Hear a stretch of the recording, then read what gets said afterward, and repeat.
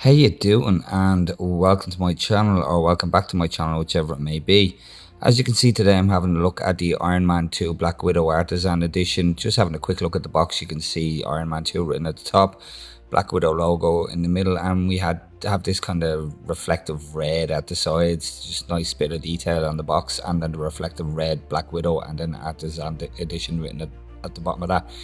At the side we have the Shield logo and then Black Widow written across the front of it, and the back the usual warnings and details about hot toys. Same again on that side. And then if I just pull this sleeve off, you can see we're presented with a really nice image of the figure. Yes, that is an image of the figure, not a still from the movie, if you can believe that. And it's got this really nice red filter over it as well, which is quite fitting. And on the side we have the Shield logo, and then on the back we have another image of the figure and a small little monologue about Black Widow, or Natasha Romanoff's first appearance on the big screen, which was Iron Man 2. Just splitting the box open there, you can see it is a split box, and on the right hand side we have the body and all of the accessories, and then on the left hand side we have the separate box for the head sculpt. So without further ado, let's get all the accessories and the body out of the box and the head sculpt and have a look at a pan of the figure before we get into the details. And here we have a quick pan of the figure and just some fun facts while we pan up the figure. Natasha Romanoff, not always called Natasha Romanoff. When she first appeared in the comics in the 1940s, the early 40s, her name was Clairvoyant. Yeah, you heard me correctly, it was Clairvoyant. It was a short run on the comics with the name Clairvoyant, and then she was rewritten to be Natasha Romanoff. Wasn't always an Avenger either. She started off as an enemy of S.H.I.E.L.D. and as an enemy of the Avengers, specifically Iron Man. And then she was kind of retconned as a hero. And she is a super soldier in a sense. She was given a dose of the Russian variant of the super soldier serum, like Captain America, and then she was trained by the Soviets to become Black Widow in the Red Room training facility. And she doesn't quite have the same strength as Captain America, Steve Rogers. It was the Soviet variant of the serum that she took, but she does have a connection with Steve Rogers because of the fact that they've both had the serum, and I think that's why they have the close relationship that they have in the movies. And the original backstory for Black Widow, she was born in 1928, and because of the serum she ages at a really slow rate. That's why she looks so well for somebody who was born in 1928. So that was the original backstory. I'm not sure if they kept that up in the movies. I don't think it's mentioned in the movies, so I'm not sure if it's still canon, to be honest. So that was the original backstory for her anyway. So there we have it for some fun facts for Black Widow. So moving on, let's have a look at these accessories. And here we have the accessories that come with the Black Widow. And just starting off with the hands, we have 12 hands in total there. We have some hands for replicating that pose that she does, that landing pose, that iconic landing pose that she does. We have a hand for holding onto the mace can. We have two closed fists. We have two hands for throwing the discs, which is great that we have been given those two hands, because anybody who remembers the scene knows that she does throw two at a time, so we can replicate that part of the sequence. With two relaxed palms and two trigger hands. Not a big fan of the paint work on these. There are some blemishes, and one really notable one is the relaxed palms there. I'm not sure if the camera's picking up on this or not, but this hand here hasn't had any wash put through it to give it some life. You can see the rest of the hands have this redness to them, but just compared to these hands here, the two relaxed palms, it's a lot paler than the left hand. There hasn't been any wash put through that hand. It's just completely left out. A bit of a letdown, to be quite honest. And There are some paint blemishes and bleeds between the glove and the hand, which isn't ideal. But moving on, we'll have a look at her H&K USP compact. It says you're complete on the side of it, 9mm by 19. It does have a functioning slide, a functioning hammer, and an ejectable magazine, just like any Hot Toys semi-automatic pistol in 1/6 scale. Really, there's nothing new there. It doesn't have any wash or dry brushing through it, which I'm surprised at. I would have thought there would have been a bit more detail put into it, but it is just plain black with the exception of the text on it, but there's no dry brushing. So yeah, just a little bit of a surprise to not see a little bit more detail in it, as you can see there, but not the end of the world. It does serve its purpose. Then we have her Walther PPKS, and it looks the part. It looks just like a PPKS. It does have similar markings to the Walther on it. I think it says weapon on the side of it there and on the grip rather than Walther. It is a PPKS. It doesn't have the extended grip on it, the long grip like the Walther PPK. Just like the other weapon, it does have a functioning slide, a functioning hammer, and a magazine that ejects. So, which looks really nice magazine. It does have the markers on it as well, which is nice. And we have what, 7 rounds. Looks like it's a 7-rounder. And yeah, it does have the little pinky rest at the bottom of the magazine as well. Nice little nickel effect to it, silver kind of effect to it, which again doesn't have any wash in it, no dry brushing in it, no scuff marks, just plain painted. But again, serves its purpose. Then we have her mace can that she uses in that scene. She takes it off a guard and she uses it on another one. This is a sticker wrapped around it, so I do hope that doesn't eventually peel off, but it's quite solid on there. It's not. And then we have some details of some red inside it as well, so a nice little piece to have, nice little detail. Then we have her discs. We have her taser discs and her smoke discs or her stun discs. Quite nicely detailed. They look the part, they do the job, and they do go into those ones there. The taser ones go into her utility belt.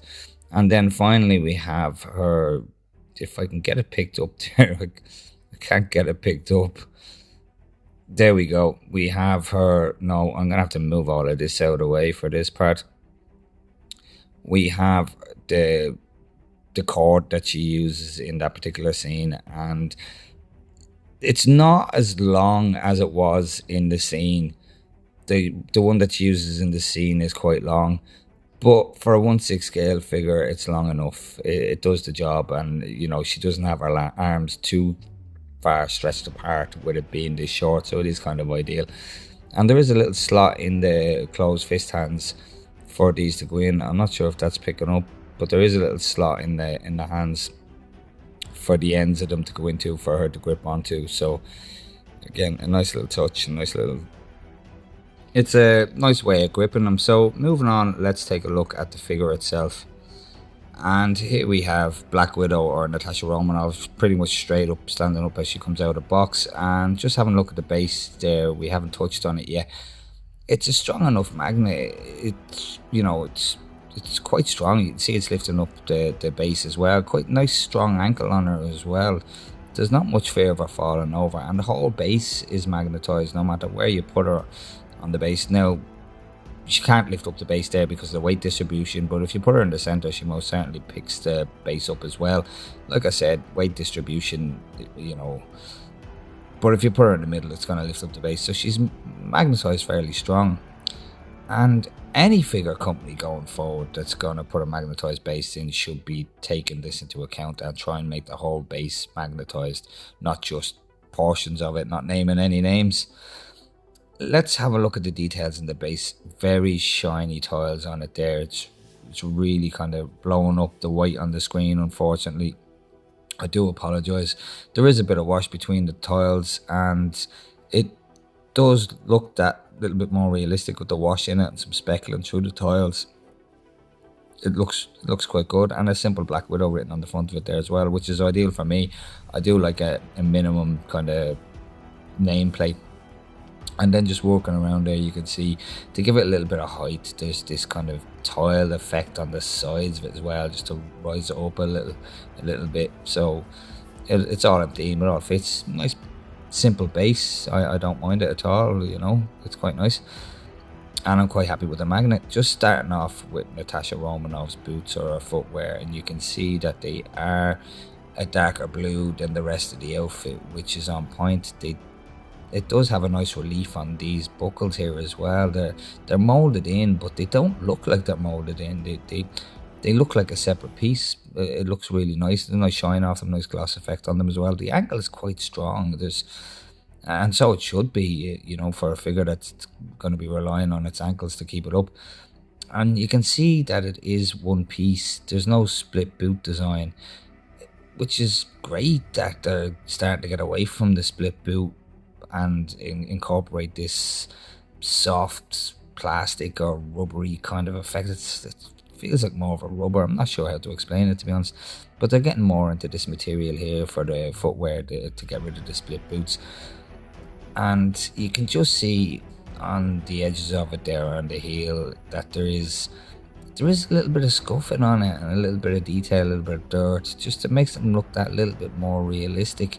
Not a whole lot, but there is a bit, and there's a bit of dry brushing running through them as well, just to give them more of that scuffing effect and more realism to them.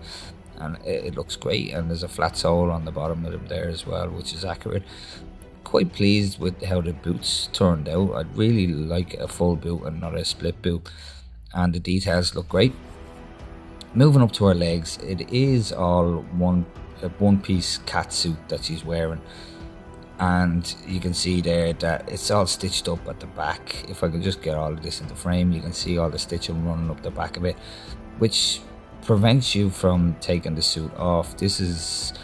This zipper here at the front is a fake zip. You can't pull it down, you can't unzip it, and we all kind of know why you can't unzip it. It's pretty obvious why they've done that, so you can't take it off. And it was probably at Scarlett Johansson's request, to be honest, that you make the suit so it can't just be taken off. Yeah, but there's no weathering on the suit, and rightly so. I don't think there is any on it in the scene. But I do fear that this material is very delicate. This is probably one of the most delicate figures I have, if not the most delicate. And when you do try and articulate her, just looking at the knee there, you can see that there's a joint protruding through it. There is a bit of deformation there. You do get protruding joints if you do try and over-articulate her. And I believe that material would stretch out and become saggy if you leave her in a position for too long. And you can see in the bicep rotation there as well, you can see some lumping there, you know, popping out. The elbows aren't too bad. The elbow looks absolutely fine, it's great, there's no protruding joints. But if you do rotate the bicep, you will get a bit of a lump sticking out at the side there. Kind of looks like she's wearing a t-shirt underneath or something. And the same with the knees, you get some protrusion there from the joints, so it's not a seamless body underneath, that's why. And you can kind of see here as well where the line is for the joint that the leg ends. It's very subtle, I might add, but it is there, you know, especially if you try and flex the legs or anything. You do start seeing that pinch there, that split where the body is seamed. But it's not a deal breaker. It still looks amazing.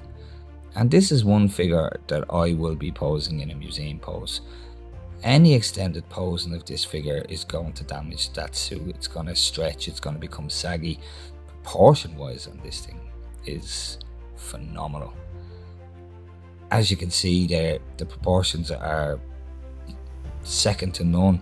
I don't have many female figures, I might admit, but from what I've seen, this is one of the best proportioned female figures, other than customs and body swaps and stuff like that. But the you know, really well proportioned. Fake zip on the leg there as well, but it does look the part. It does have the zip kind of coming out, you know. It's does look like a real zip there. Straps on it are plastic molded, and the plastic molded weapon holster as well, with a bit of scuffing and that through it. It's kind of soft plastic. It's a really soft plastic. There's a bit of flex to it. This piece here is a piece of rubber that connects the holster to the utility belt, which is nice. It's not going to flake.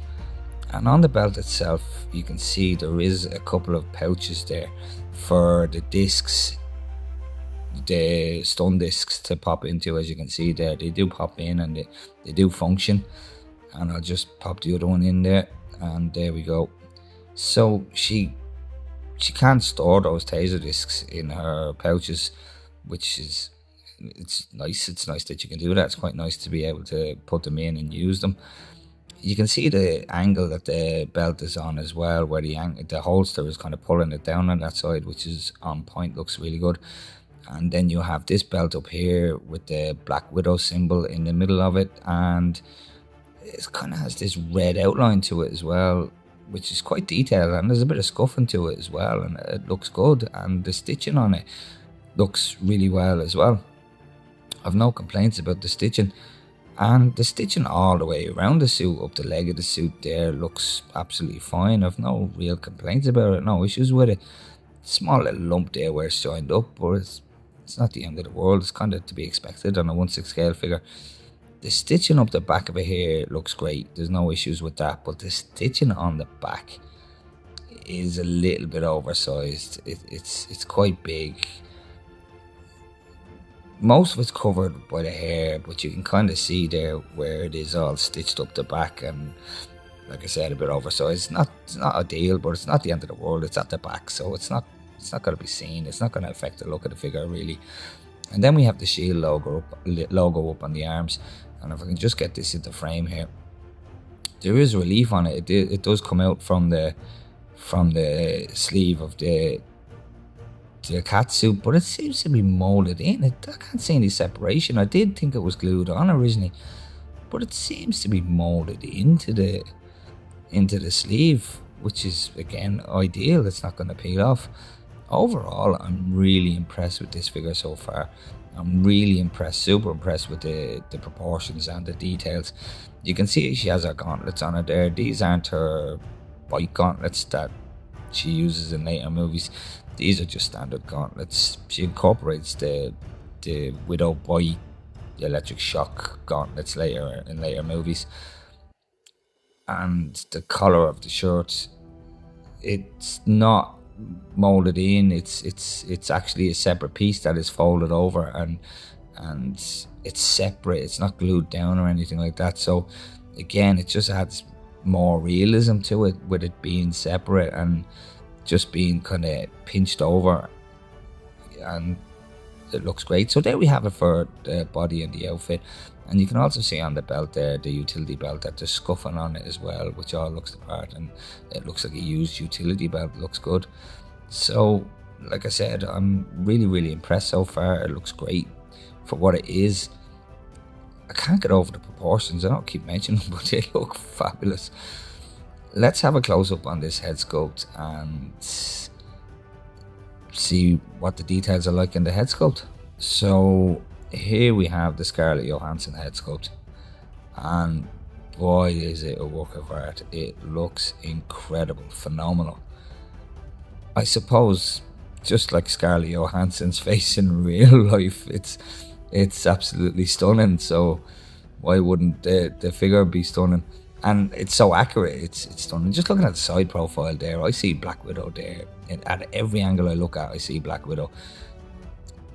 There's no angle that I look at it and think to myself, oh, it's losing its likeness, or it's not looking like Scarlett Johansson. It constantly looks like her every angle.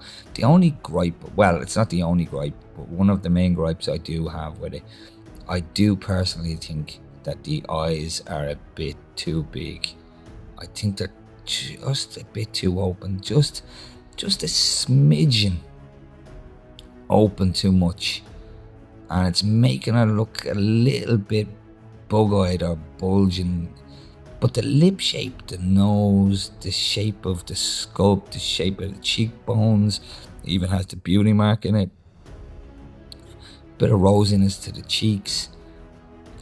It looks all of this compiled together looks absolutely fantastic. It looks just like Scarlett Johansson. I can't get over how much of a likeness this sculpt has, to be honest. Just looking at the hair scares me big time. Let me just bring the light up a bit. The hair scares me big time. So much product in it. It feels like straw. It doesn't even feel like wool. It feels like straw.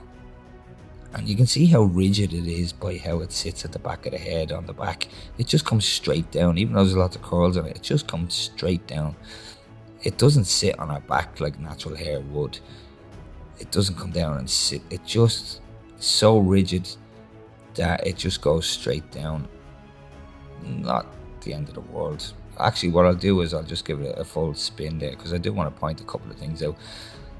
This piece here at the side, which is part of my concerns, you can see me pressing it down there because it was actually more flush with the sculpt. It was down lower, and after taking the head sculpt off maybe 3-4 times to adjust the eyes and that, it has come away from the sculpt, and it's just raised up just a little bit, just a couple of millimeters, but it's adding to my concerns. I'm not too sure about this piece here, this gap here. I can't recall if it was like that before or after I'd been messing about with it, but that one certainly did start off more flush and has come away a little bit, and it is a bit concerning with the hair and the longevity of the hair. Is it going to stand the test of time? I'm not sure whether it is or not. Only time will tell. But just looking at the structure of the sculpt, like I said, the lips are 100% Scarlett Johansson. The nose again is 100% Scarlett Johansson, and the structure, like the shape of the face, the bone structure, for lack of a better way of putting it, is absolutely spot on for her. It's truly amazing.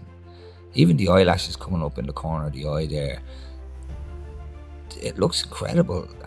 And for such a smooth skinned figure, there's still a lot of detail there. Look at all that straggling hair that's in it there. There's a lot of loose straggling hair fibers as well coming away from the main body of the bulk of the hair, which again is just adding to my concern. It doesn't fill me with a whole lot of confidence with this wool hair, to be honest. So like I said, let's fingers crossed that it holds up and stands the test of time and doesn't go puffy or fall apart.